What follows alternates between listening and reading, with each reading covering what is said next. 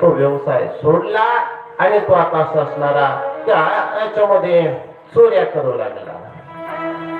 बाजारामध्ये चोऱ्या करता करता तो नगरामध्ये चोऱ्या करू लागला आणि नगरामध्ये चोऱ्या करता करता त्याने एका राजवाड्यामध्ये काय केल्या, चोऱ्या करायला सुरुवात केली. राजवाड्यामध्ये चोऱ्या केल्या आणि चोऱ्या करता करता करता असे अनेक दिवस निघून गेले. एक वेळेस त्याला वाटलं की ह्या राज्यामध्ये आता चोऱ्या भरपूर झाल्या, आता दुसऱ्या राज्यामध्ये जाईल, त्या राज्यावरती एकदाच त्या ठिकाणी डाका टाकल, एवढं सोनं आणल, एवढं त्या ठिकाणी द्रव्य आणल की मलाच काय तर माझे 7 कुळापर्यंत बसून खातील एवढं सोनं त्या राजवाड्यामधून घेऊन येईल, अशी अपेक्षा त्याने मनामध्ये धरली आणि आपलं राज्य सोडलं आणि दुसऱ्या राज्यामध्ये चोरी करण्याकरता गेला. गेल्याच्या नंतर महाराज चोरी करू लागला. चोरी केली. चोरी करता करता करता त्या ठिकाणी महाराज धो धो पाऊस येऊ लागला. ज्या नदीला पहिल्या तीरावरती आला होता ना, तर त्या पावसामुळे त्या नदीला पाणी आलं आणि पाणी आल्याच्या नंतर त्याला पहिल्या तीराला जाता यायला. बरं धन लई मोठं आणलेलं, सगळं द्रव्य आणलेलं आणि ते धन द्रव्य घेऊन तो नदीच्या काठावरती बसला. रात्र झाली. रात्र झाल्याच्या नंतर दिवसभर चाललेला, दिवसभर सगळ्या त्याच्यामध्ये फिरलेला, पोटाला भूक लागली, काहीतरी खावं अशी इच्छा मनामध्ये निर्माण झाली. कोण मला खायला देईल, कोणाकडे जावं, म्हणून तो असा असणारा त्या नदीच्या काठावरती हिंडू लागला. हिंडता हिंडता त्याला एक शिवालय दिसलं.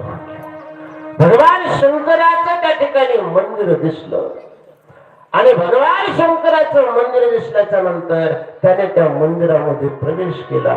त्याचं लक्षात आलं, म्हटलं की नाही या ठिकाणी मला काहीतरी खायला भेटत, या ठिकाणी काहीतरी मला निदान पाणी तरी मला पिण्याकरता भेटत म्हटले. म्हणून शिवालयामध्ये प्रवेश केला आणि प्रवेश केल्याच्या नंतर त्या ठिकाणी पाहू लागला इथं काही आहे का, आहे का, तर नाही. त्या ठिकाणी सगळ्या मंदिरामध्ये हिंडला, सभा मंडपामध्ये हिंडला, काही खायला भेटलं नाही. भूकेने व्याकुळ झालेला तो देवराज त्या शिवपिंडीच्या ठिकाणी आहे ना, त्या ठिकाणी प्रवेश केला. त्या शिवपिंडीवरती कोणीतरी एक फळ अर्पण केलेलं होतं.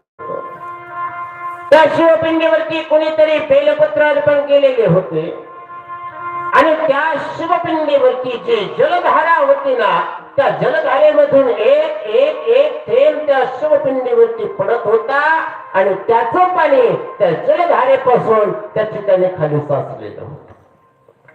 त्या देवराजाने त्याच्या मंदिरामध्ये गाभाऱ्यामध्ये प्रवेश केल्याच्या नंतर प्रथमतः त्याला फळ त्या ठिकाणी पाहायला भेटलं.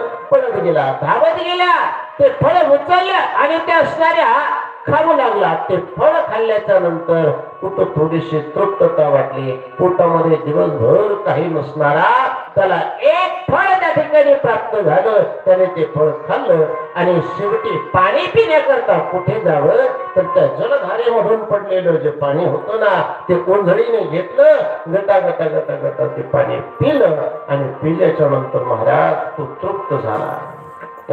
रात्र झालेली आहे. इकडं त्या शिवमंदिरामध्ये त्याने तो मुक्काम केला आणि मुक्काम केल्याच्या नंतर ब्रह्ममुहूर्तावरती साधू महात्म्याच्या ठिकाणी पूजा करण्यात येतात.